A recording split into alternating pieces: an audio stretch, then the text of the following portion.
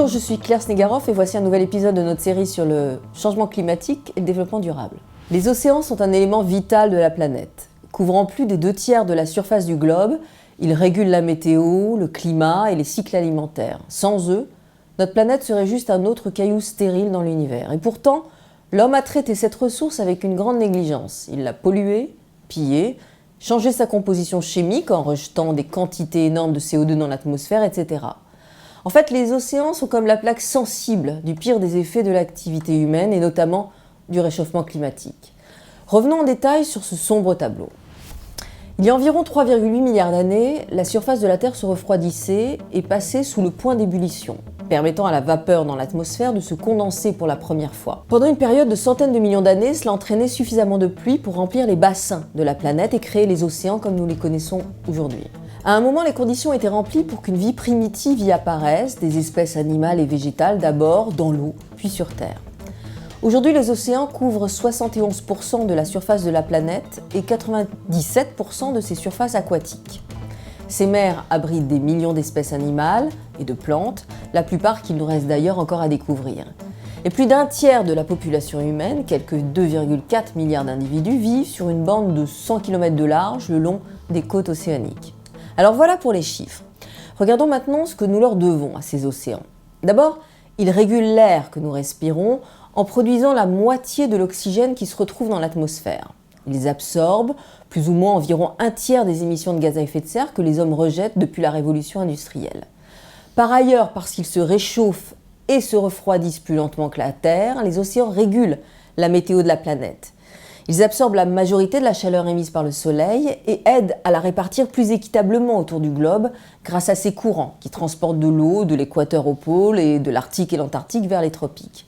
Sans ces courants stables, les températures sur Terre seraient bien plus extrêmes. Autre point crucial, quand les molécules d'eau à la surface se réchauffent et s'évaporent, le vent pousse l'air chargé d'humidité, emprisonné en nuages, apportant de l'eau fraîche aux quatre coins du globe. Sauf que l'activité humaine a déjà commencé à perturber toutes ces fonctions basiques de l'océan.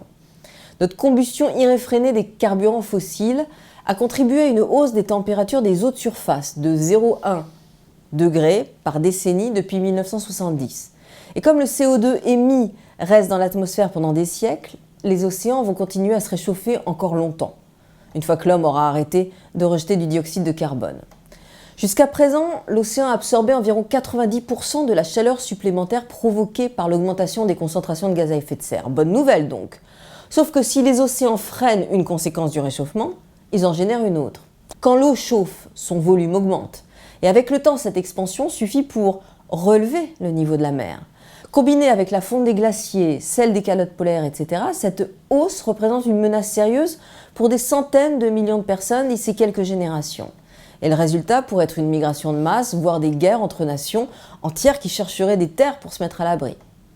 L'impact du changement climatique sur la vie océanique devrait aussi nous préoccuper.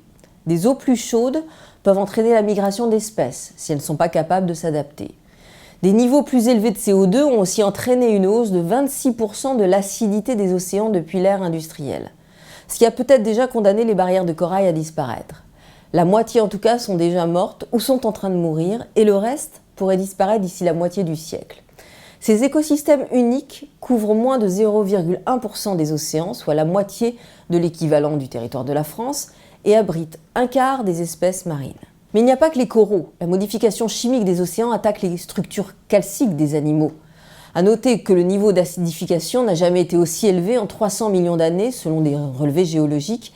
Et même si les émissions de CO2 s'arrêtaient, retrouver le pH qu'on avait avant l'ère industrielle prendrait certainement des milliers d'années. Et puis il y a aussi les zones humides qui sont en danger. Elles sont l'un des écosystèmes les plus productifs sur Terre, mais en plus, elles servent de ralentisseur aux tempêtes et bloquent une partie des inondations. Elles régulent aussi la qualité de l'eau en filtrant la pollution émanant des fertilisants et sont l'environnement idéal pour la culture du riz qui nourrit plus de la moitié de la population sur Terre. Mais les océans avancent si rapidement qu'ils peuvent inonder les zones humides, qui sont déjà grignotées pour y construire des habitations ou des zones commerciales. Les mangroves ont subi le même sort, diminuant en Asie et en Afrique d'au moins 1/5 en 25 ans. Mais revenons à la vie sous-marine. Les océans abritent les espèces les plus petites connues, le plancton, mais aussi les plus grosses, la baleine bleue.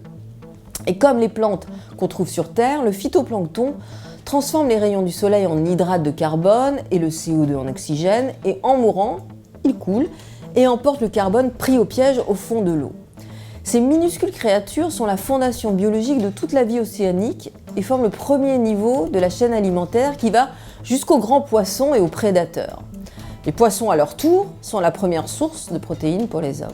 Mais les hommes ont détraqué l'équilibre de ce fragile écosystème. Près d'un tiers des stocks de poissons aujourd'hui sont surexploités. Et encore de nombreux experts pensent que ces chiffres de l'ONU sont largement sous-estimés. Et comment on en est arrivé là ? Ce n'est pas mystérieux. Les capacités de l'homme à localiser et attraper le poisson ont augmenté de façon exponentielle au gré des sauts technologiques. La pêche à la palangre, par exemple, avec des centaines voire des milliers d'hameçons pour capturer du thon, de l'espadon ou du flétan.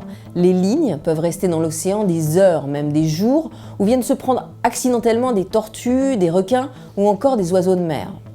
Le chalutage aussi est devenu bien plus efficace et plus meurtrier. Il y a quelques décennies, il était presque impossible de pêcher sous 500 mètres. Mais désormais, le chalutage peut aller jusqu'à 2000 mètres de profondeur. C'est devenu une pratique standard avec des conséquences dévastatrices pour les écosystèmes du fond de l'océan.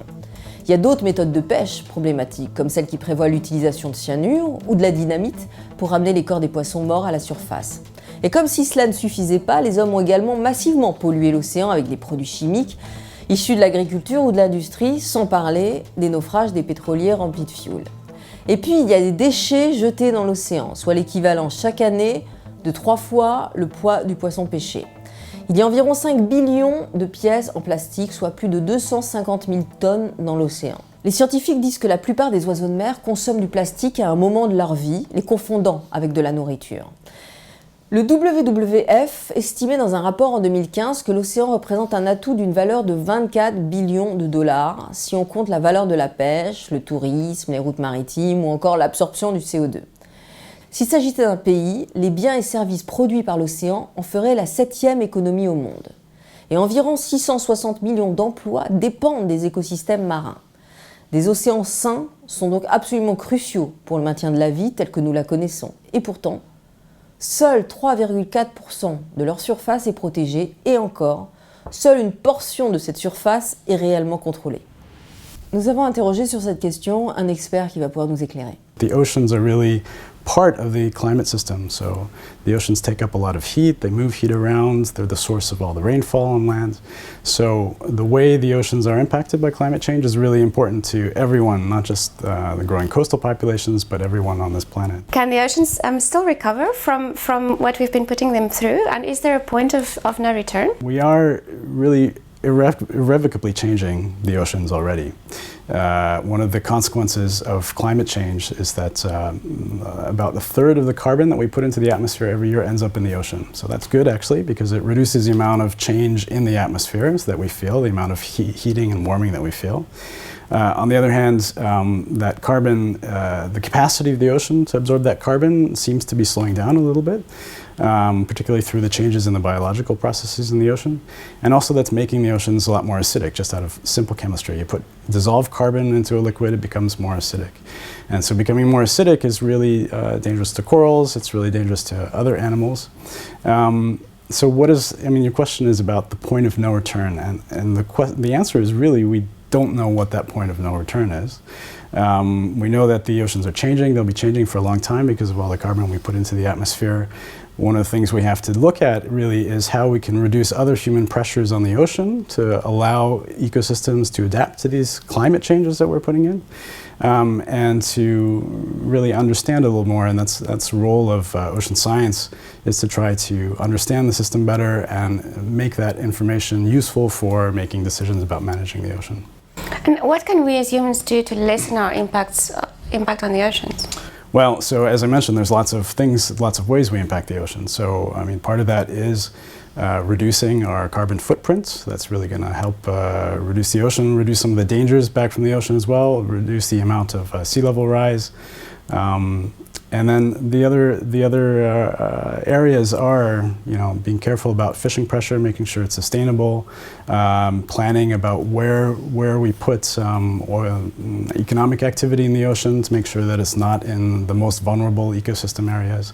So there's a lot we can do positively about reducing our impact impact in the ocean, being careful about waste management on land so that it doesn't arrive into the oceans. And you and I, the average person, what can we do? Well, really, carbon footprint is the biggest thing. That's a big thing with the oceans, but also really to, part of getting political action in protecting the oceans is having public feedback to politicians about the importance of this. So educate yourself, get involved, go visit an aquarium. There's lots of educational material and programs, and you can really understand better your impact on the ocean. And in what way are the impacts that we have on the ocean having an impact back directly on our lives? So I mentioned climate. So, I mean, there's some really direct impacts at the coast. There's sea level rise, which is growing slowly, and we think will be accelerating in the next 100 years. There is, the ocean creates other dangers, creates other coastal hazards, such as storm surges and tsunamis, which we can develop scientific systems to help prepare for. And then, as I mentioned directly, we have a lot of activities, economic activities. More and more people are living at the coast. That coastal population is the fastest growing population on the planet. And so the activities related to the coast, related to fishing, related to tourism, related to even just the way we impact ocean ecosystems can have, in fact, changes on the physical danger we have. If we're destroying mangrove habitats, for example, the coasts behind those mangroves become much more exposed to waves and storm surges. Just the last thing, can some of this damage still be reversed? Yeah, absolutely. I mean, nature is resilient, and so if we reduce the pressures on nature, nature will come back and will occupy its full ecosystem functions. Alors, 3 petites choses à retenir sur l'océan. D'abord, comme tous les écosystèmes, il faut regarder l'océan en relation avec d'autres choses, toujours. Par exemple, la disparition des coraux entraîne une disparition d'espèces qui peut entraîner une baisse de la pêche et qui peut avoir un impact sur l'économie des communautés qui en vivent. C'est comme ça qu'il faut lire l'histoire. Ensuite, l'océan est un territoire extrêmement vaste dont une toute petite partie seulement est explorée. Donc les scientifiques continuent à en apprendre tous les jours et revenir sur des choses qu'ils pensaient vraies jusqu'à présent. Et enfin, un dernier point, juste un petit rappel, quand on parle d'espèces maritimes, on ne parle pas seulement des poissons, mais on parle de microbes en pagaille, on parle d'oiseaux, on parle de tortues et on parle aussi de plantes. Alors les points à retenir. Le premier, les océans ont une influence immense sur l'oxygène qu'on respire, le climat et la météo, ce qu'on mange et où nous vivons. Deuxième point, on les a longtemps pensés si vastes que la pollution n'avait pas d'impact et qu'on pouvait y pêcher indéfiniment. Il est désormais établi que les océans sont très sensibles aux interférences humaines.